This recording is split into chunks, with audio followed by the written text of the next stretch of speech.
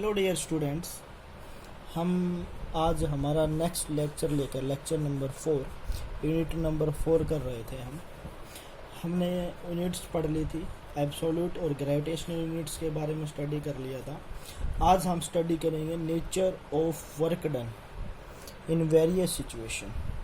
क्या करेंगे? Nature of work done in various situation कि वेरियस सिचुएशन में नेचर ऑफ वर्क डन क्या होगा।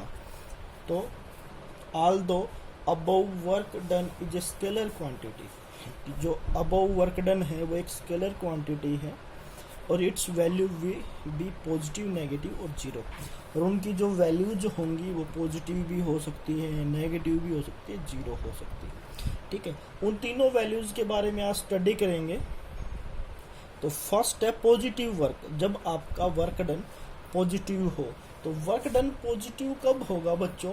तो वर्क डन पॉजिटिव होगा कि when theta lies between 0 and 90 degree. जो आपका थीटा है वो लाई करता है कहाँ, किसके बीच में? 0 डिग्री और 90 डिग्री के बीच में।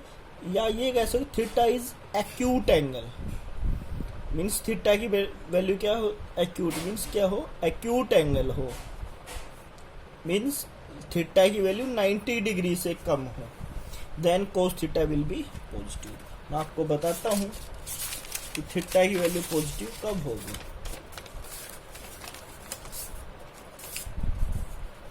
देखो, तो आपके पास वर्क डन क्या था? F S cos theta is also positive होगा।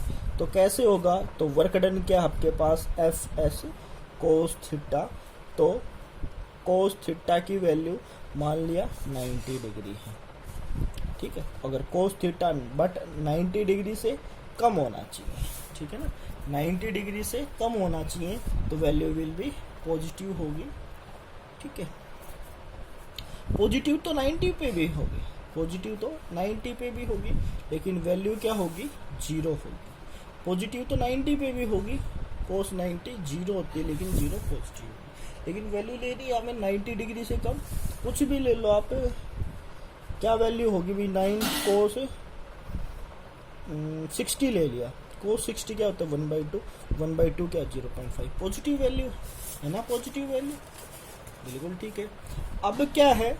वैल्यू ले ली 1/2, या फिर कोस 30 ले लो। कोस 30 क्या होता है? √3/2। √3 की वैल्यू 1.732 और अपॉन 2 नियर अबाउट 0.8। तो वैल्यू क्या होगी? क्या वैल्यू लेनी पड़ेगी? Positive value. मीन्स वैल्यू अगर 0 90 डिग्री के बीच में है, भाई 0 के 30 होता है, आपके मैथमेटिक्स 10th में पढ़ा होगा, 60 होता है, 45 होता है, ये तीनों वैल्यूज रख सकते हैं इसके बीच में, और कोई भी वैल्यू रख सकते हैं, वो भी पॉजिटिव होंगे। अब आगे देखो, W equal to F S cos theta is also positive. तो आपका जो एंगल बनेगा वो इस प्रकार बनेगा। ठीक है ना, एफ और एस 90 डिग्री से। इफ अप्लाइड फोर्स और its component acts along the direction of component. For example है क्या बच्चों? Example, when a body of mass m falls freely under the action of a gravity. कि कोई body का mass m है, वो due to gravitation, due to gravity fall कर रही है, तो उसकी वैल्यू क्या होगी? Throw a height h। थीटा की वैल्यू क्या होगी? 0 डिग्री, और कोस 0 क्या होगा? +1। तो आपके पास वैल्यू क्या होगी बच्चों? भाई आपके पास क्या था? एफ एस कोस थीटा, और कोस 0 डिग्री ले लिया, कोस 0 डिग्री 1। तो आपके पास क्या बचा? एफ एस, लेकिन एस की जगह क्या यूज किया गया? हाइट। तो डब्ल्यू क्या होगी? एफ एच, और force equal to M G. Work done क्या हो गया? M G H. आपके पास वैल्यू क्या होगी? M G H. ठीक है ना बच्चों। अब बात करते हैं हम नेगेटिव के लिए। किसके लिए बात करते हैं? नेगेटिव के लिए। तो नेगेटिव वर्क डन क्या होगा? जब उसकी value lies between 90 and 180 degree के बीच में। किसकी वैल्यू? उसकी वैल्यू लाई करेगी, लाई बिटवीन 90 डिग्री और 180 डिग्री के बीच में, then value will be positive. Sorry, value will be negative. Means theta की वैल्यू ऑब्टूस हो, मीन्स 90 डिग्री से ज़्यादा हो। तो कोस 180 क्या होता है बच्चों, कोस 180 क्या होता है, कोस 180 -1। तो वैल्यू क्या आ जाएगी आपकी नेगेटिव। तो वर्क डन क्या हो जाएगा, नेगेटिव हो गया। तो work done by a force is said to be negative. Applied force क्या नेगेटिव कब कहेंगे, जो अप्लाइड फोर्स है इस component force X direction of displacement, ठीक है ना, वो क्या हो, एक डायरेक्शन ऑफ डिस्प्लेसमेंट हो। Example, when a body is move through rough horizontal surface, कि कोई बॉडी मूव कर रही है कहाँ, रफ ओरिजेंटल सरफेस, मीन्स इस प्रकार मूव कर रही है। Then the motion is opposite, motion क्या होगा, अपोजिट होगा फोर्स ऑफ फ्रिक्शन, किसके कारण, फोर्स ऑफ फ्रिक्शन के कारण। So the work done by the force of friction is negative.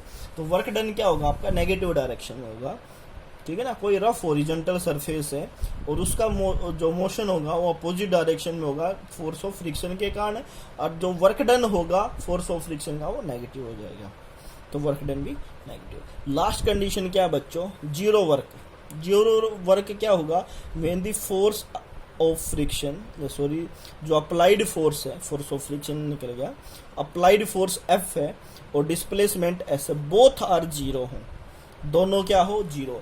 अब वो जीरो कब और किस केस में होंगे, कब, अगर कोस थीटा की वैल्यू 90 डिग्री हो, कोस थीटा की वैल्यू क्या हो, 90 डिग्री हो, तो आपकी वैल्यू क्या होगी, जीरो। क्या होगी, जीरो। Cos 90 is zero. तो cos 90 zero. Example, when a person try to push a wall, बहुत अच्छा एग्जाम्पल है कि कोई पर्सन, कोई आदमी है किसी वाल को पुश करने की कोशिश कर रहा है of a house but fail, वो क्या हो जाता है फिर, ये आप एक वाल को पुश करना चाहोगे तो एक अपने हाथों से तो एक इम्पॉसिबल सा काम होता है कि वो वाल गिर जाएगी, ठीक है ना। When a person is unable to move a heavy load, और दूसरा ये भी कह सकते हो कि एक जो भारी भरकम लोड है, एक आदमी का वेट 50 kg है, आप उसको कहोगे 500 kg के किसी वेट को सरका दो, तो एक इम्पॉसिबल चीज हो जाएगी उसके लिए, वर्क डन जीरो हो जाएगा। तो वर्क डन जीरो है, क्यों, क्योंकि आपकी डिस्प्लेसमेंट और वो दोनों क्या हो गए, फोर्स जीरो हो गए। तो प्यारे बच्चों, ये आज आपको नेचर ऑफ वर्क डन के बारे में मैंने स्टडी करवाया। ये उसकी 3 कंडीशंस थी। अगर जो भी करवाता हूँ अगर उसमें आपको डाउट लगे प्लीज़ कमेंट करके बताइएगा, क्योंकि बिना बताए तो पता नहीं चलता है। आई होप कि आपको कोई प्रॉब्लम नहीं हो रही है, फिर भी अगर हो रही है तो प्लीज़ कंफर्म कीजिएगा इस चीज़ को। तो मैंने करवाया आपको पॉजिटिव वर्क डन जिसमें एक्यूट एंगल होगा, ठीक है, मीन्स थीटा की वैल्यू 90 डिग्री से कम होगी। दूसरा करवाया मैंने नेगेटिव जिसमें थीटा की वैल्यू ग्रेटर देन क्या होगी, 90 होगी। और तीसरा करवाया जीरो वर्क डन, उसमें क्या होगा, थीटा की वैल्यू 90 डिग्री। आज के लिए इतना ही। Thank you, have a nice day.